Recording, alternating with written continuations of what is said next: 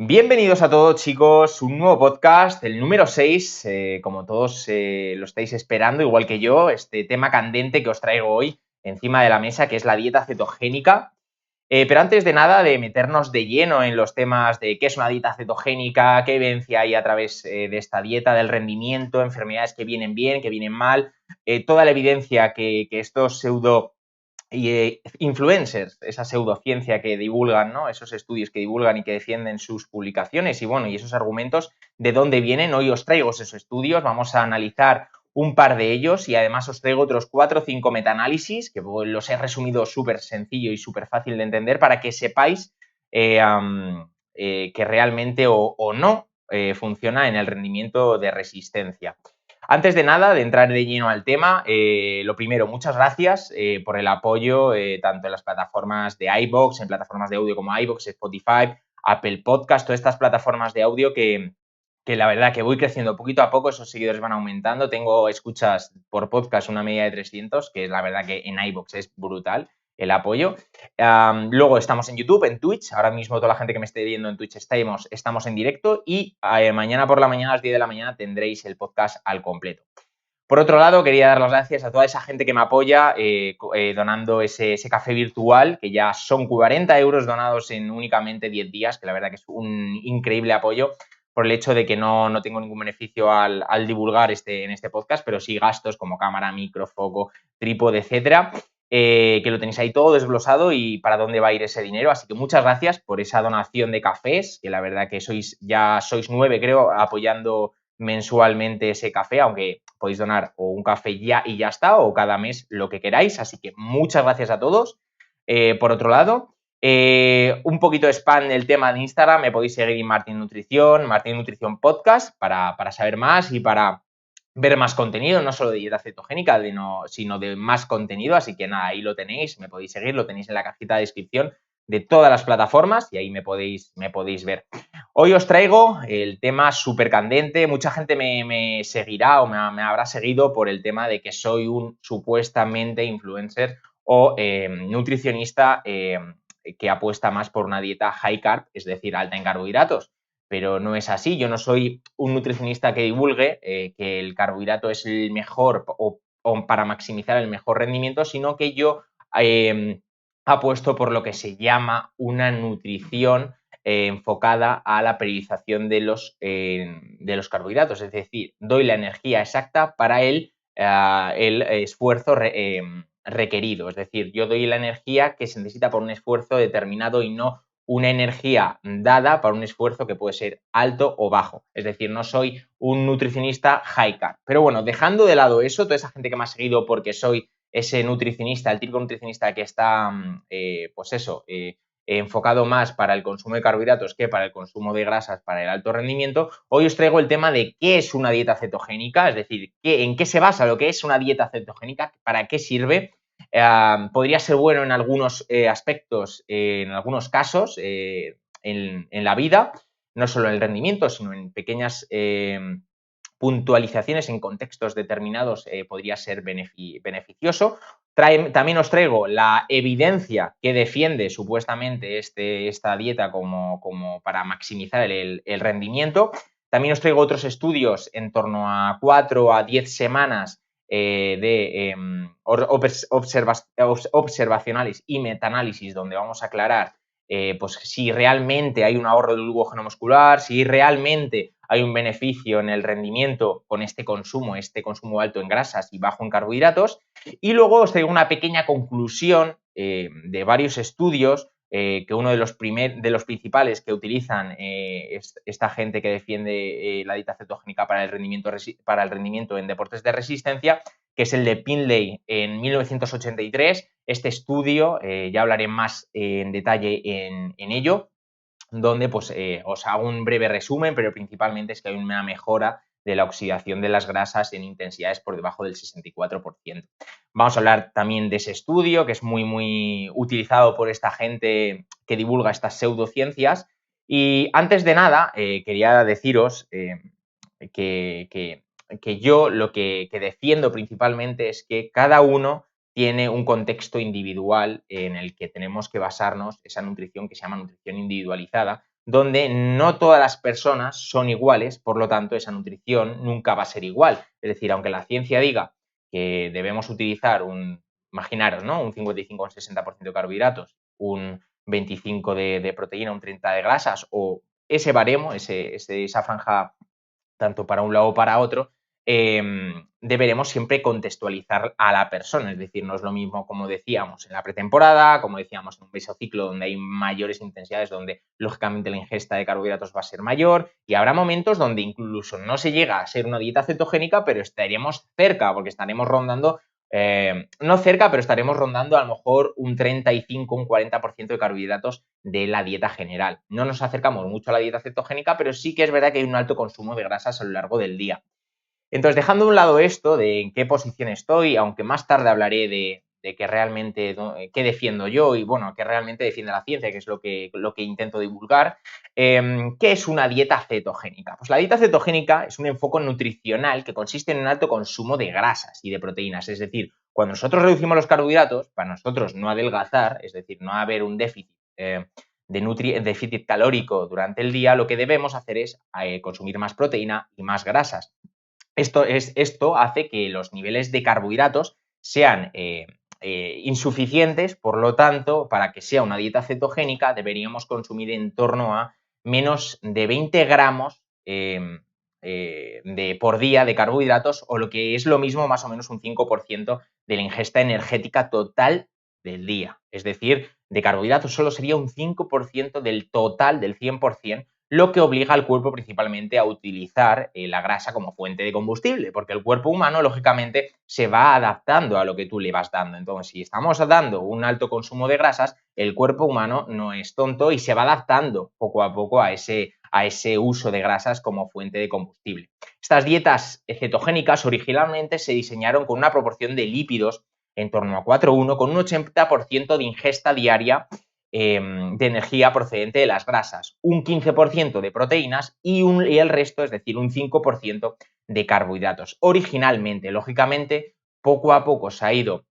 introduciendo muchas modificaciones de la dieta a la dieta original, por ejemplo, la reducción de la proporción de lípidos o la ausencia de las restricciones en la ingesta diaria energética con las proteínas y las grasas. Es decir, se han balanceado, es decir, se ha aumentado el consumo de proteínas y la de grasas se ha rebajado para que haya un equilibrio, y el resto de carbohidratos, es decir, un 5%. El principal conocimiento sobre los aspectos metabólicos de esta dieta provienen principalmente de estudios que estudios que normalmente los nutricionistas siempre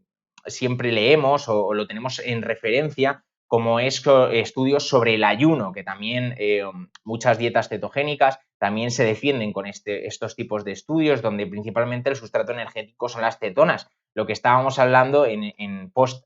de hace 2 semanas, que Instagram decidió no verme o no visualizarme, pues ahí lo hablamos, ¿no? El sustrato energético a partir de las cetonas. Pues estos estudios sobre el ayuno del grupo de Cahill, que lo podéis ver en Google, ponéis Cahill, ayuno, y os sale varios estudios, pero uno de ellos, el ayuno, por si no lo sabéis, es ingerir cantidades mínimas o nulas, principalmente pues, 0 calorías, durante en torno a 8 a 12 horas. Pueden, lógicamente, el ayuno seguir a 16 horas, pero ya en torno a 8 o 12 horas se consideraría ayuno, y durante 3 semanas, para ver esos beneficios que demuestran que el ayuno induce a un estado metabólico particular llamado cetosis, que es lo que normalmente nosotros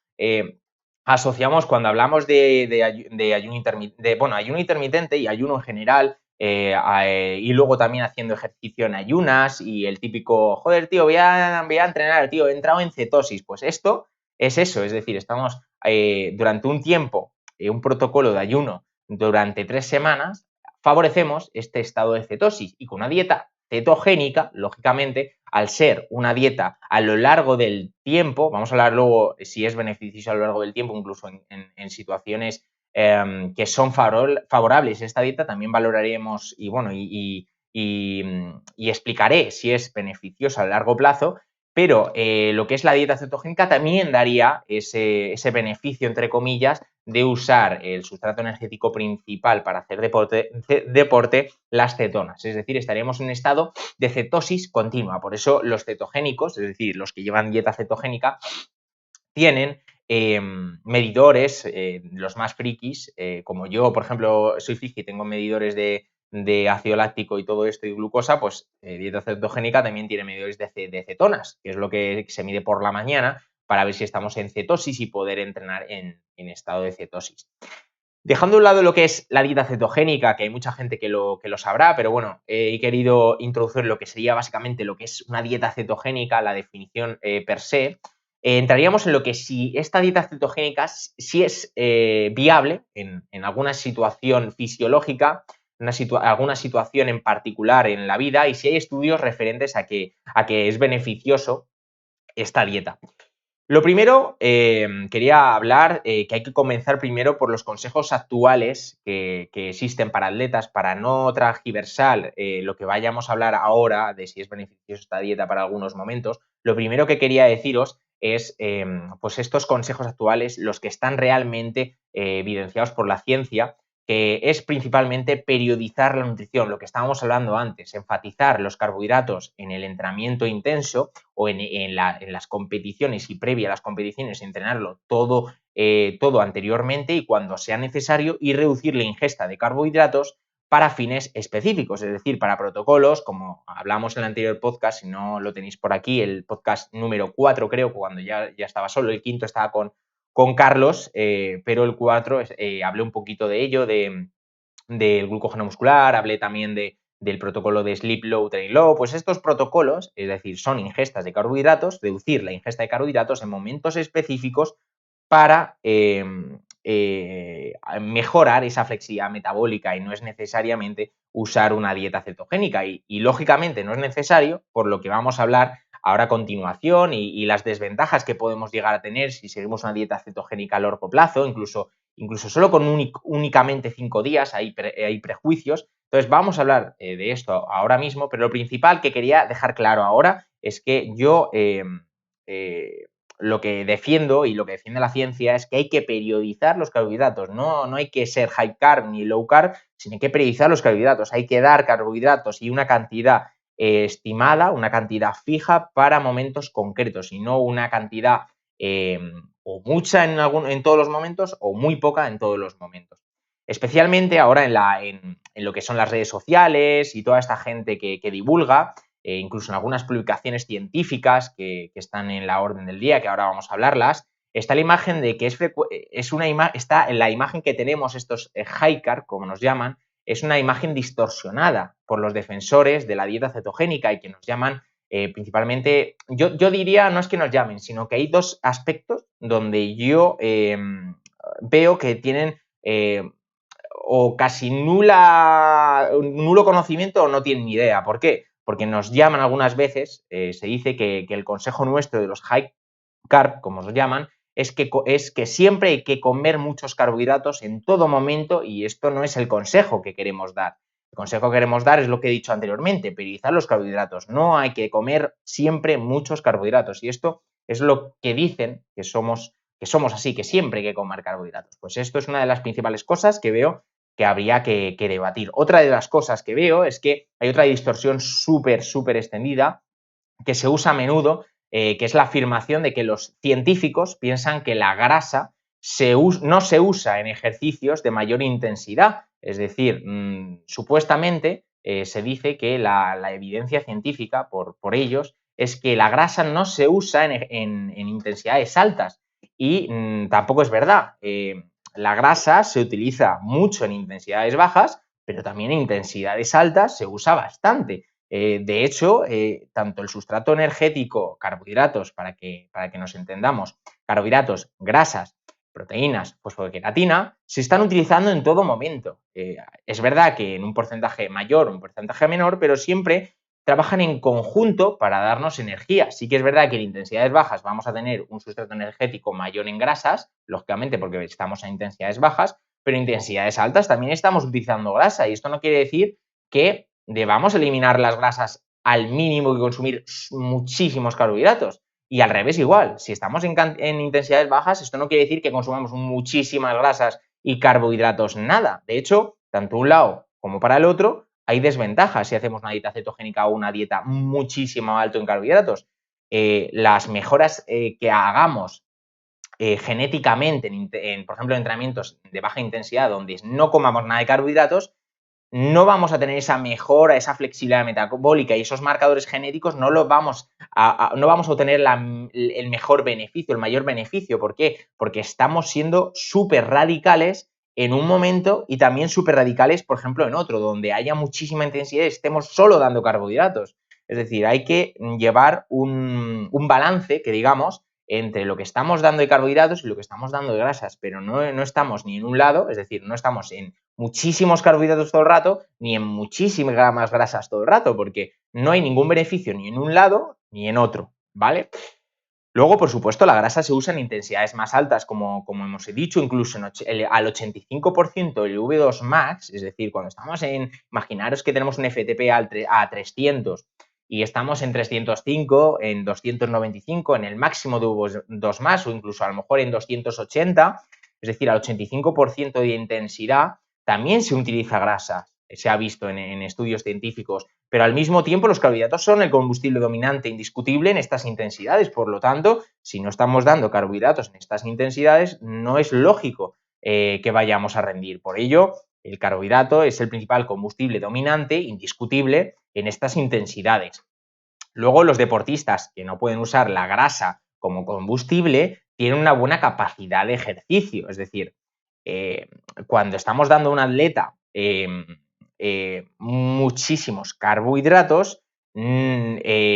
lógicamente llegará a un punto, lo que estábamos hablando antes en Instagram, la deriva de la frecuencia cardíaca, que básicamente es lo que te está diciendo que hay fatiga muscular. Entonces, si estamos en V2 max todo el rato en intensidades del 85%, aunque tú le estés dando carbohidratos,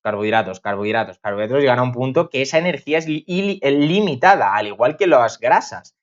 Tú llegas en un momento donde no consumes carbohidratos y te pones en VO2 más al 85% y no estás consumiendo carbohidratos, llegará un momento donde lógicamente la energía que le estás dando no es la requerida porque no le estás dando carbohidratos a una intensidad muy elevada y esa intensidad va a ir poco a poco decreciendo cada intervalo, cada lap al Garmin, cada lap a la serie,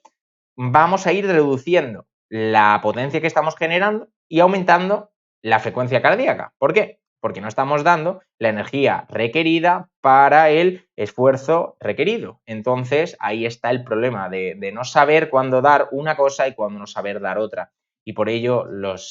estas pseudociencias no hay ninguna base científica, no es creíble. Por lo tanto, os traigo los mejores estudios que he estado informándome. Bueno, ya me lo sabía, pero he cogido los nombres porque no tengo tanta memoria, lógicamente, y he cogido varios estudios de los que, bueno, he investigado también por redes sociales qué estudios están utilizando y os traigo estos estudios. Pero antes de meterme en los estudios, que va a ser un poquito más, no engorroso, pero porque los he resumido bastante, pero para toda la gente pues eso, que les cuesta entender, pues antes quería hablaros de otro tema que son las excepciones de usar esta dieta cetogénica, que estos defensores de la dieta siempre divulgan de que es bueno para tal y cosas, ¿no? Pero, ¿qué dice la ciencia? ¿Qué dice la evidencia científica actual sobre la dieta cetogénica? Dejando de un lado el rendimiento, que ahora lo tocaremos, vamos a ver en qué momentos fisiológicos el ser humano podría tener un beneficio de esta dieta. Principalmente se ha visto que en epilepsia hay un impacto positivo en el funcionamiento conductual del niño o de la persona que tiene epilepsia a nivel cognitivo y no solo, como decía, en niños, sino también en adolescentes, en mayores con epilepsia refractaria. Entonces, cuando estamos ante una persona que tiene epilepsia, lógicamente esta dieta es beneficiosa. ¿Por qué? Porque cuando estamos dando una dieta alta en grasas y mínima en carbohidratos, el cuerpo humano se va adaptando a consumir grasas, es decir, a consumir cetonas como combustible energético, dejando el porcentaje mínimo que está en torno a 20-40 gramos diarios de glucosa para alimentar el cerebro, porque lógicamente el cerebro, la mayor cantidad o el combustible principal de funcionamiento es la glucosa. Entonces, si nosotros no estamos dando carbohidratos, lo que hace el cuerpo humano es dejar esas trazas de carbohidratos diarios que tiene la dieta cetogénica para alimentar al cerebro y para el músculo esquelético dar estas cetonas, este sustrato energético secundario, para dar esa energía requerida para caminar, para hacer ejercicio de baja intensidad, etc. Entonces, estos pacientes con epilepsia podrían tener beneficios de esta dieta. De hecho, se ha visto evidencia, se estudió hace años con militares, también con el uso de dieta cetogénica, por usar estos visores, que no sé cómo se llaman, en nocturnos, con estas luces que les afectan bastante a los ojos por la noche y les pueden ocasionar epilepsia. Y todos estos estudios vienen a raíz de ello y, lógicamente, se han ido actualizándose hasta que ahora sí que hay evidencia que la dieta cetogénica habría una mejora en el funcionamiento conductual y cognitivo de los niños y adolescentes usando esta dieta cetogénica para la epilepsia refractaria. Pacientes también con enfermedad de McArdles, que no sé si la conocéis, una enfermedad donde las personas que la padecen no tienen la capacidad de usar carbohidratos como combustible, no tienen esa capacidad de oxidar carbohidratos cuando el ejercicio es muy, muy intenso y le generan problemas secundarios, ya que no pueden mantener una intensidad muy elevada a lo largo del tiempo porque, lógicamente, como hablábamos antes, llega un momento que se llama la curvatura, el punto donde el carbohidrato, el sustrato de carbohidratos es el principal combustible y las grasas decaen. Ese punto es el llamado crossover, que es lo que hacemos los nutricionistas o intentamos, sobre todo en la pretemporada y cuando va avanzando la temporada, es desplazar esa curvatura más hacia la derecha, es decir, que esa demanda de carbohidratos sea lo más tarde posible para que vayamos tirando de grasas y haciendo que el glucógeno muscular y los hidratos que estamos consumiendo dentro del entrenamiento se oxiden mucho más tarde y esa fatiga llegue mucho más tarde. Por eso lo de ayer en la historia de Martín en nutrición, esa deriva cardíaca, es decir, si la persona está consumiendo realmente los carbohidratos necesarios para la demanda del ejercicio, no va a haber demasiada fatiga. ¿Por qué? Porque estamos tirando demasiado de grasas, porque esa curva va hacia la derecha, somos más eficientes y, lógicamente, en intensidades más altas es cuando ya se consumen carbohidratos. Y en esta enfermedad, la de McArdle, si queréis ponerlo en Google para saber más sobre esta enfermedad, pero principalmente es que es un trastorno hereditario del metabolismo del glucógeno del músculo esquelético. Como todos sabemos, y si no, la gente que no lo sepa, el músculo esquelético principalmente su sustrato energético es la glucosa, y luego está la grasa, ácidos grasos, y luego habrá momentos donde obtenemos la glucosa a nivel exógeno, es decir, por lo que estamos consumiendo, y endógeno a partir de glucosa de gluconeogénesis, ¿vale? Entonces, hablando de esta enfermedad de McArdles, en la mayoría de estos pacientes no es detectable la actividad de la enzima de glucógeno fosforilasa. Esta enzima es la que oxida o obtiene esta energía a través de la glucosa del glucógeno muscular, y en un estado de reposo donde nosotros no estamos haciendo ejercicio, como ahora yo estoy sentado haciendo el podcast, o durante una actividad aeróbica baja de intensidad, el músculo esquelético utiliza principalmente, como hablábamos antes, ácidos grasos, porque la intensidad es baja. La fuente de energía principal, por excelencia de intensidades bajas, es la grasa, por medio de un proceso de fosforilación oxidativa, es decir, estamos utilizando el combustible principal, que son ácidos grasos, a partir de grasas. Luego, la ausencia de esta enzima de glucógeno fosforilasa, esta enzima que obtiene la glucosa a partir de glucógeno muscular o de glucosa exógena, de lo que estamos comiendo, resulta en una incapacidad para utilizar los depósitos de glucógeno, lo cual resulta una complicación para pacientes con esta enfermedad al momento de requerir utilizar estos carbohidratos en intensidades más altas, en intensidades donde el metabolismo realmente es anaeróbico, el metabolismo está dependiente de los carbohidratos, por lo que si estas personas con estos síntomas nosotros estamos viendo dieta cetogénica o incluso estamos dándole carbohidratos, ellos no lo están utilizando porque a intensidades altas, al no tener esa enzima que esté oxidando estos carbohidratos, las personas que tienen esta enfermedad tendrán síntomas como fatiga, rigidez muscular, mialgias, debilidades, que son inducidos principalmente porque el ejercicio requiere muchos carbohidratos, como decíamos, a partir del 65% en la mayoría de los casos, y que mejoran estos síntomas cuando estamos en reposo, como cuando volvemos a intensidades por debajo del 65%, y lógicamente estas personas que tienen esta enfermedad, cuando el ejercicio es muy intenso, se observa dolor muscular, calambres, y esto es lo que pasa cuando nosotros no consumimos los carbohidratos. Es un símil que quiero haceros. Cuando no estamos consumiendo carbohidratos necesarios para el requerimiento del esfuerzo, es decir, estamos a intensidades muy altas y no le estamos dando los carbohidratos necesarios, o no hemos consumido carbohidratos previamente al entrenamiento, nos va a llegar la fatiga antes, y lo que va a hacer es que nos llegue la llamada pájara, que todos sabemos y que a mí me ha pasado por no saber antes de no ser nutricionista, dar carbohidratos para el esfuerzo requerido. Por lo tanto, la fatiga va a llegar mucho antes, y lo que nos va a pasar pueden ser calambres, que también puede ser una de las variables, está la hidratación, pero una de las principales factores que aumentan esos calambres son el pobre o nulo consumo de carbohidratos, o incluso el ratio de carbohidratos también podría variar, y este dolor muscular que todos sabemos cuando estamos haciendo series y nos viene ese pinchazo en los músculos porque lógicamente no estamos dando el requerimiento energético para la demanda del ejercicio pautado, en ese caso de ese entrenamiento, ¿no? Entonces, dejando de un lado que la dieta cetogénica sí que es verdad que se ha demostrado que es beneficiosa, por ejemplo, para gente o niños o personas adolescentes, sobre todo, con epilepsia refractaria, y luego, por ejemplo, al contrario, es perjudicial para, por ejemplo, pacientes que tienen la enfermedad de McArdley.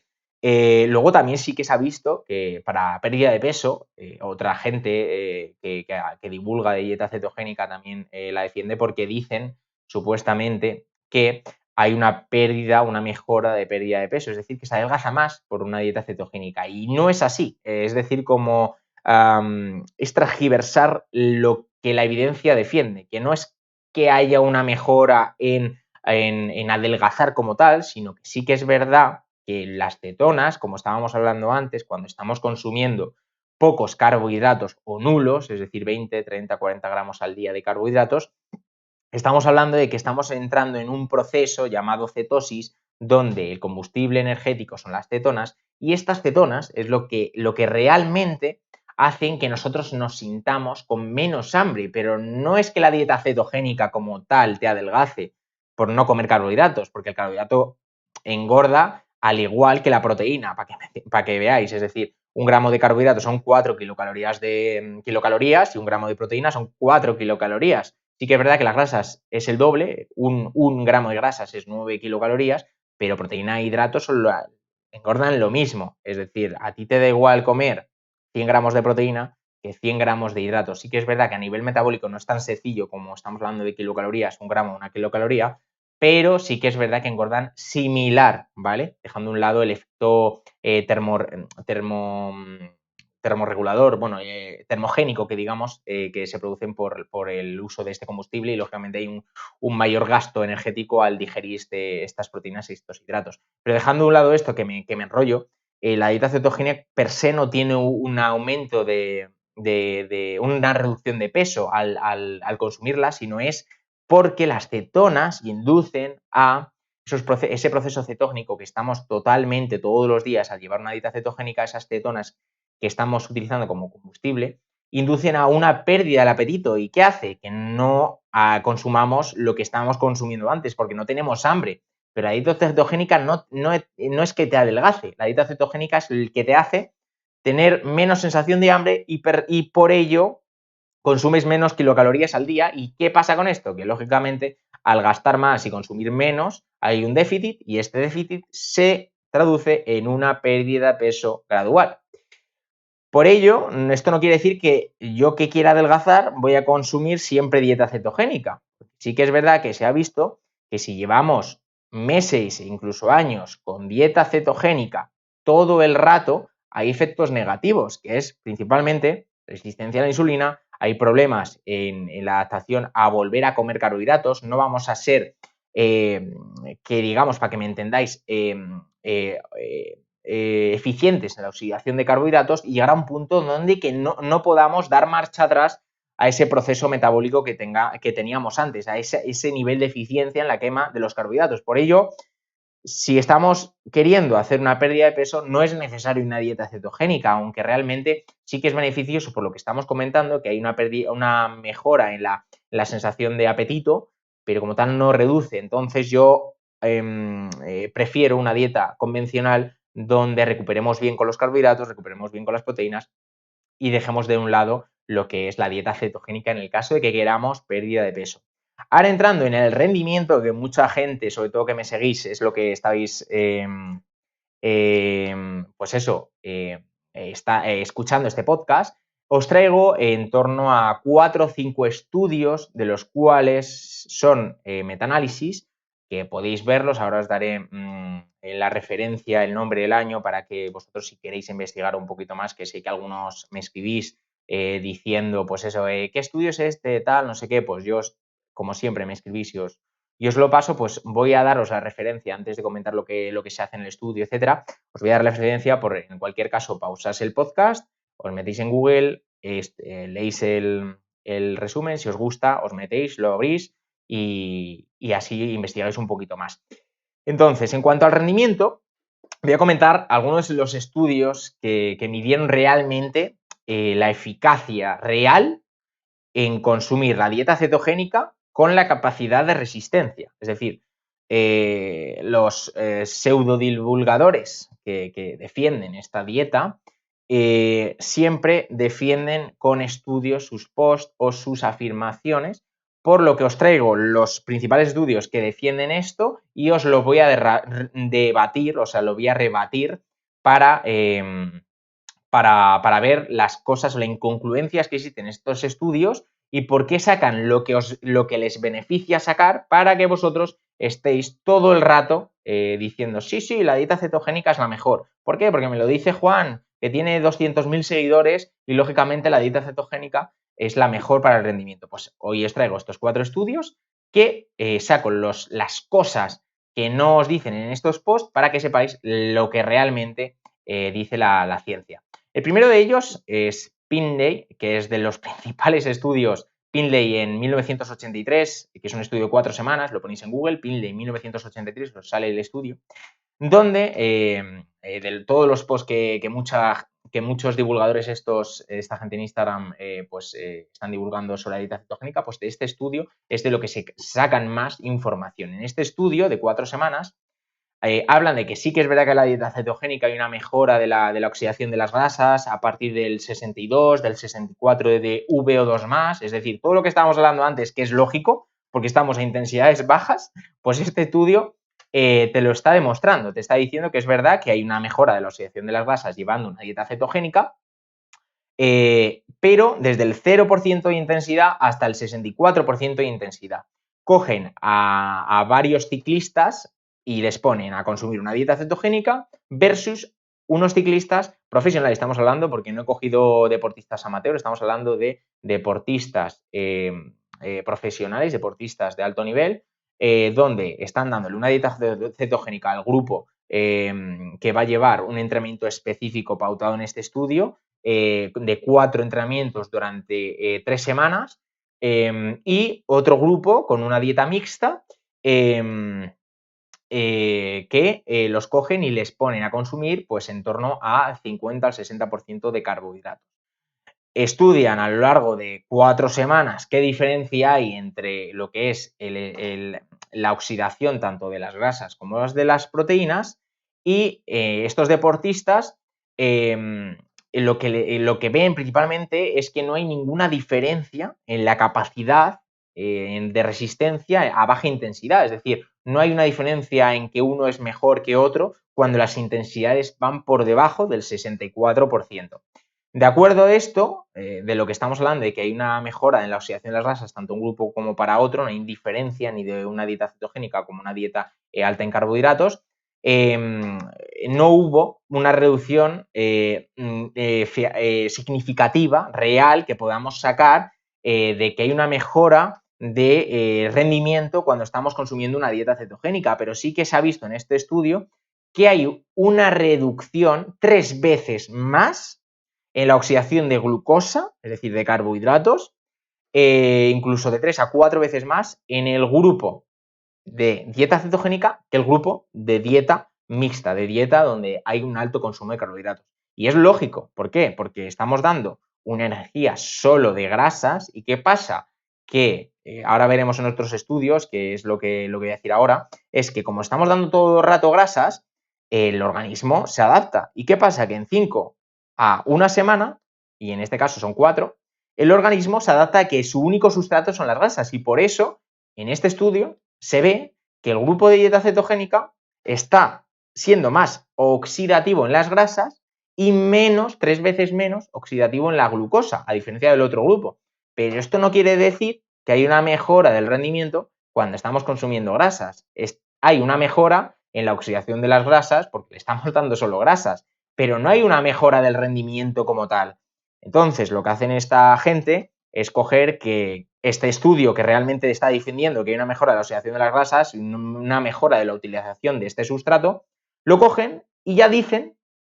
que hay una mejora del rendimiento y ponen PINLE 1983. Pero claro, si tú te metes al estudio, lo único que te están diciendo es que hay en intensidades por debajo del 64%, en grupo dieta cetogénica hay una mejora de la oxidación de las grasas, hay una mejora de la eficacia del uso de las grasas, pero no de los carbohidratos. Pero esto es lógico, esto ya lo sabíamos antes de que Pepe, de 2.200 seguidores, dijera eso, ya lo sabemos, que intensidades bajas y una mejora de la oxidación en las grasas. Y este estudio es lo que demuestra. Luego hay otro estudio, Helge 1996, justo el año que yo nací, que es un estudio de 7 semanas, ¿vale? Donde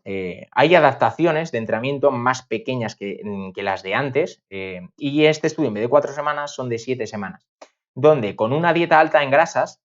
versus una dieta alta en carbohidratos,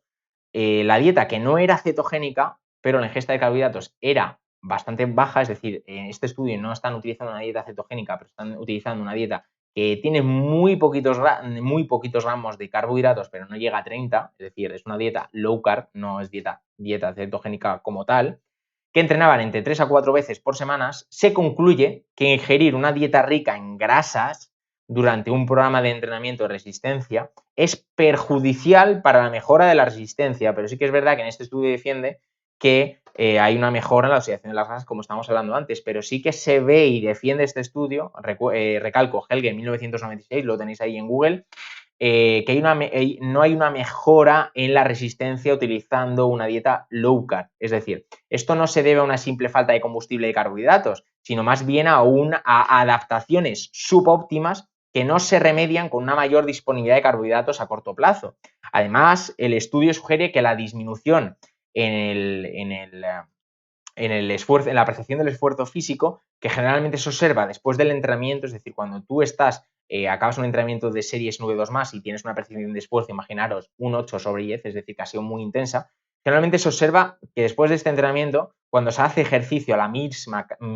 intensidad, un grupo de dieta cetogénica y un grupo de dieta mixta, se puede prevenir con una dieta alta en carbohidratos. Es decir, este estudio se ve que en 7 semanas, cuando el dieta low carb sigue con la low carb después de entrenar a intensidades altas y el de dieta high carb consume carbohidratos post entrenamiento, se ve que el esfuerzo, la sensación de esfuerzo se ve mejorada cuando estamos consumiendo una dieta rica en carbohidratos a diferencia de una dieta rica en grasas. Otro de los estudios por lo que no deberíamos consumir dieta cetogénica para el rendimiento. Otro de los estudios, el tercer estudio que os traigo, es Zahac 2014. De este estudio dura 4 semanas y utilizan, al igual que los otros estudios, dieta cetogénica y dieta mixta durante 4 semanas, donde el diseño es un diseño cruzado en ciclistas de MTB, donde se observan reducciones en la potencia máxima después de una dieta cetogénica. Este estudio a veces se cita por mejoras en el rendimiento. ¿Por qué? Porque también se observaron aumentos en el V2+ y en el umbral de lactato. Este estudio, cuando te dice el Instagram de turno que hay una mejora en el umbral de lactato, en el V2+, es decir, a intensidades donde supuestamente hay un alto consumo de carbohidratos, ellos abogan porque la dieta cetogénica mejora este rendimiento a intensidades altas, a intensidades por encima del 85% V2+, y en umbral de lactato, porque nombran a este estudio, donde el estudio realmente no es que te esté diciendo que hay una mejora del V2+, una mejora del umbral de lactato con dieta cetogénica. Únicamente te está diciendo que hay una mejora de esto. ¿Por qué? Porque estamos dando pocos carbohidratos en momentos donde requieren altas cargas de carbohidratos y el cuerpo humano se adapta, pero son únicamente meros procesos secundarios de tú darle pocos carbohidratos a la persona, es decir, un aumento en el metabolismo de las grasas, pero esto no quiere decir que haya una mejora del V2+, sino que somos un pelín más eficaces, pero no hay una mejora del rendimiento, es decir, no hay una mejora de la potencia máxima de cada persona y de cada deportista utilizándose dieta cetogénica, es decir, no hay una mejora con el uso de esta dieta. De hecho, en este estudio también el agotamiento del glucógeno muscular cuando hacemos deporte da como resultado un aumento del consumo de oxígeno en el umbral de lactato. Y esto no es lo mismo que un efecto del entrenamiento per se, es decir, no es el efecto de que nosotros estemos más entrenados, sino también que esto es debido a que aumenta el consumo de oxígeno con la misma carga de trabajo, es decir, con el consumo de dieta cetogénica, en este estudio, se ve que hay un aumento del consumo de oxígeno, que es lo que dice que hay una mejora del V2+ con esta dieta, pero lo que nos dicen es que hay una disminución de la eficiencia de la economía de carrera, porque estamos consumiendo más oxígeno para la misma intensidad. Y por ello, la dieta cetogénica es peor, en este estudio, recordemos metaanálisis, que una dieta alta en carbohidratos, una dieta mixta, una dieta por encima del 50% de carbohidratos de la dieta general.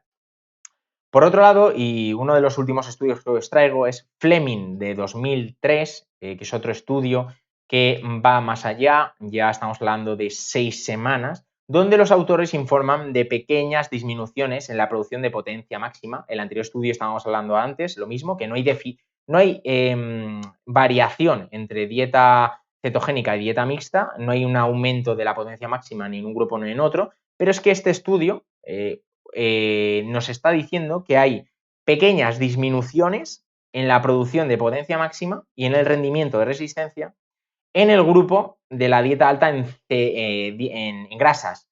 y versus el grupo alto en carbohidratos. Actualmente no hay evidencia que defienda como tal un metaanálisis y que no sea observacional o que no sea transversal. Un metaanálisis como tal no existe que esté defendiendo la dieta cetogénica para el rendimiento físico, y si alguien lo sabe o tiene, pues eso,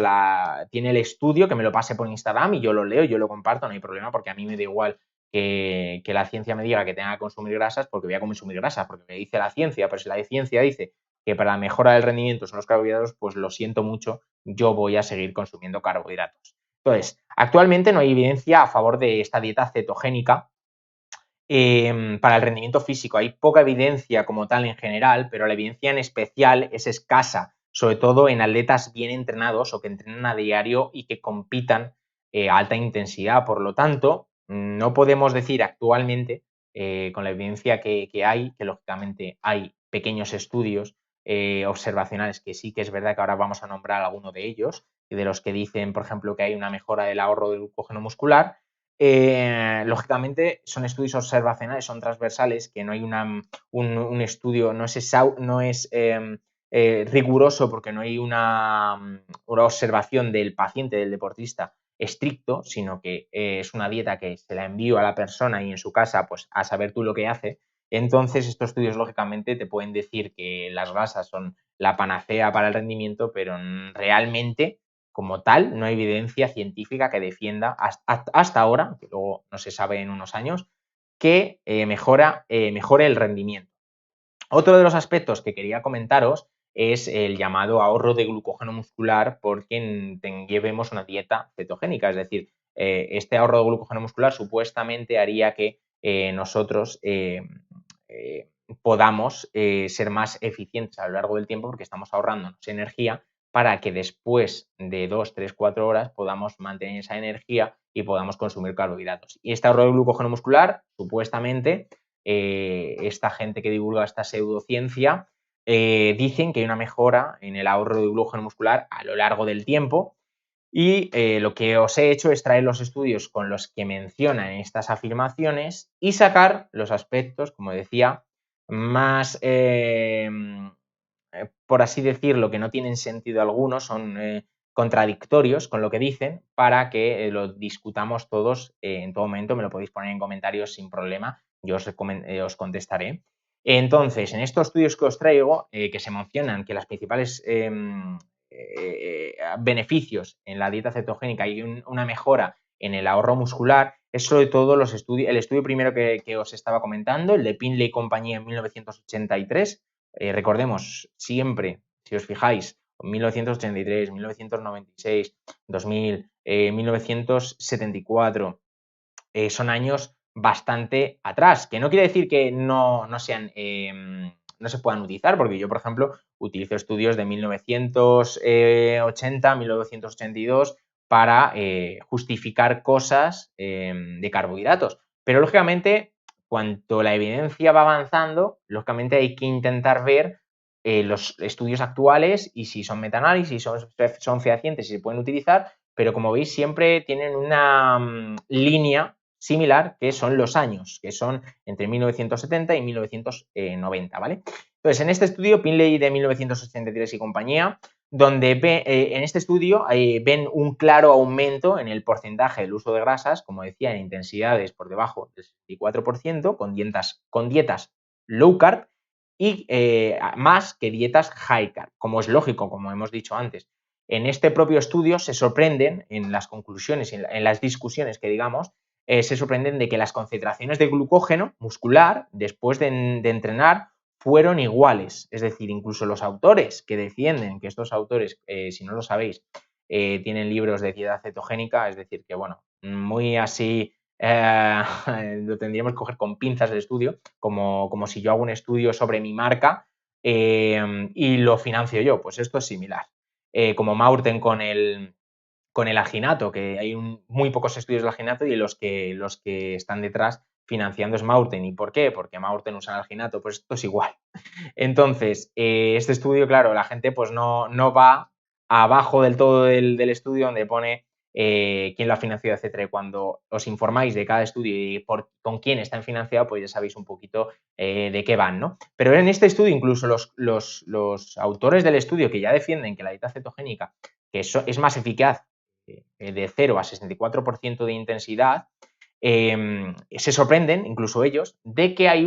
no hay una diferencia de ahorro de glucógeno muscular entre grasa, consumir muchas grasas, y consumir muchos hidratos. Pero todo, hay que decirlo, es un estudio transversal, es decir, es observacional, por lo que no se toman, como decía, demasiados datos de su día a día, solo parámetros post-dieta, es decir, no estamos viendo realmente qué comen durante el día, entonces no sabemos si realmente el de dieta cetogénica está realmente utilizando solo grasas durante su día, consumiendo grasas, y consumiendo ese 5% poco de carbohidratos, y el de dieta mixta está consumiendo realmente ese 55%. Entonces, realmente el estudio es un poquito así, que lo tenemos que coger con pinzas, como digamos, ¿no? Y si le añadimos que el principal inversor es el que te digo que tiene libros en dieta cetogénica, pues ya ahí pues es un vamos, es un extra. Luego está también otro, es en este estudio, cuando dicen o concluyen que hay una mejora en el ahorro de glucógeno muscular con la dieta cetogénica, lo avalan con otros dos estudios que usan estos personajes influencers, que son de 2005 y 2008 respectivamente, y son del mismo autor, de McKenzie y compañía, donde los resultados de glucógeno muscular son obvios, ya que compartimos, supuestamente defienden que son obvios que hay una mejora del ahorro de glucógeno muscular por dieta cetogénica, que es obvio porque compartimos similitudes con perros de Alaska altamente entrenados. Y claro, tú cuando ves esto de que, claro, sí, que hay una mejora del ahorro de glucógeno muscular, ¿por qué? Porque se ha visto que en perros de Alaska altamente entrenados, que su consumo principalmente es de grasas, hay una mejora del glucógeno muscular. Claro, ya si estamos hablando de que estudios son desde 1980 a 1999 que estamos metiendo ya animales de por medio y que el principal creador del estudio, responsable del estudio, es el autor de más de 5 libros de dieta cetogénica, pues ya, lógicamente, lo tienes que coger incluso con más pinzas. Ya os diría yo que hasta con una espátula, para entrar así